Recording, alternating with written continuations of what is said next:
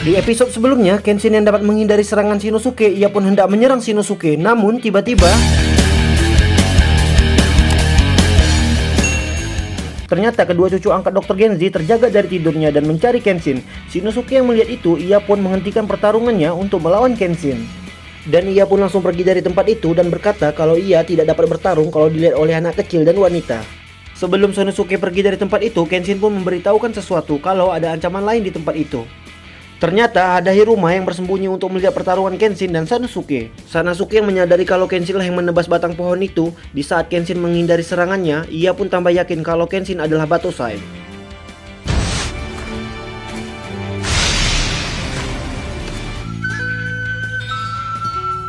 Singkat cerita, Sanosuke yang berada di kediamannya, ia terlihat melamun dan mengingat masa lalunya. Di dalam lamunannya, ia mengingat di waktu kecil ia sedang bersama seorang pria. Pria tersebut adalah kaptennya yang bernama Sagara. Sanosuke yang sangat menghormati kaptennya, ia pun ingin menyandingkan namanya dengan nama kaptennya. Dan inilah asal mulanya nama Shinosuke adalah Sagara Shinosuke. Sanosuke yang tersadar dari lamunannya dikarenakan ada seseorang yang mengintai. Ternyata itu adalah Hiruma yang ingin tetap menghasut Shinosuke untuk bertarung kembali melawan Kenshin. Tapi Shinosuke yang ingin melawan Kenshin tanpa hasutan Hiruma pun, ia pun akan tetap melawan Kenshin.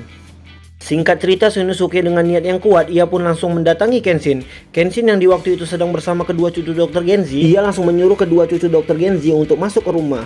Kenshin yang melihat Shinosuke yang sangat ingin melawannya, ia langsung mengajak Shinosuke ke suatu tempat. Akhirnya Kenshin dan Shinosuke pun berada di tempat mereka bertarung. Dan pertarungan Sanbato melawan Sagabato pun terjadi.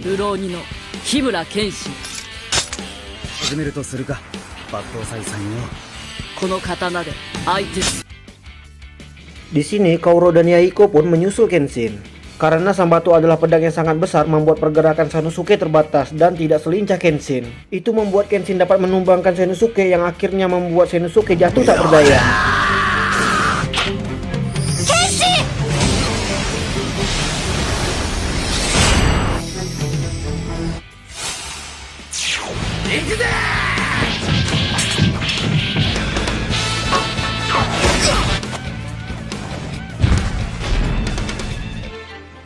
Di ketidakberdayaan Shinosuke, ia pun mengingat flashback di masa lalunya. Dijelaskan Sakihote adalah pelopor pendirinya tentara imperialis, tetapi mereka dicap sebagai tentara palsu yang terbentuk selama revolusi dari orang normal, petani, dan pedagang. Di masa itu, Sakihote dituduh telah membagi kedua pajak kepada masyarakat, membuat masyarakat bingung, dan itu semua membuat pemerintah imperialis tidak mempercayai mereka.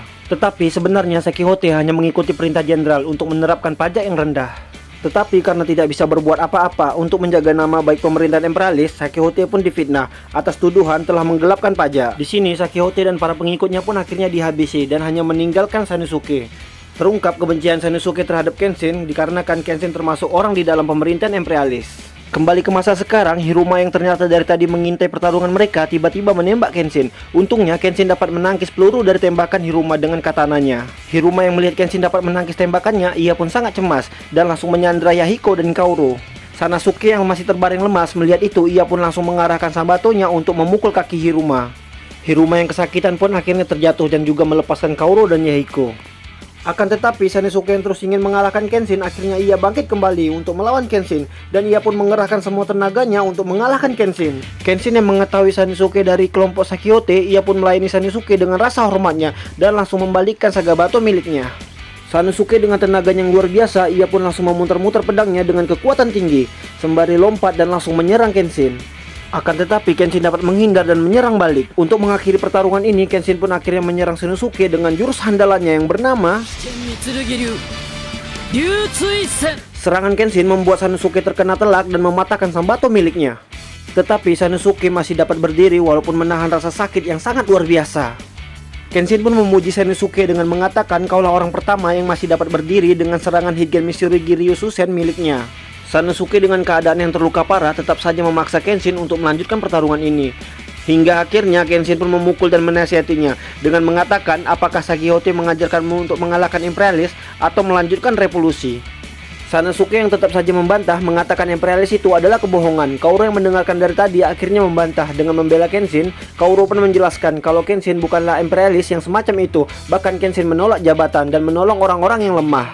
Pada akhirnya Kenshin juga mengatakan ia menjadi seorang pengembara seperti ini untuk menembus dosa-dosanya di masa lalu.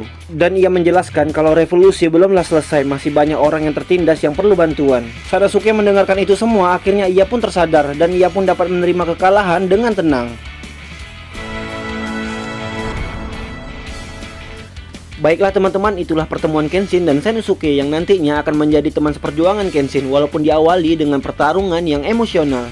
Dan tak lupa saya mengucapkan banyak-banyak terima kasih kepada teman-teman yang telah menonton. Saya juga sangat berharap teman-teman kira sudinya untuk subscribe, komen, dan share video saya ini.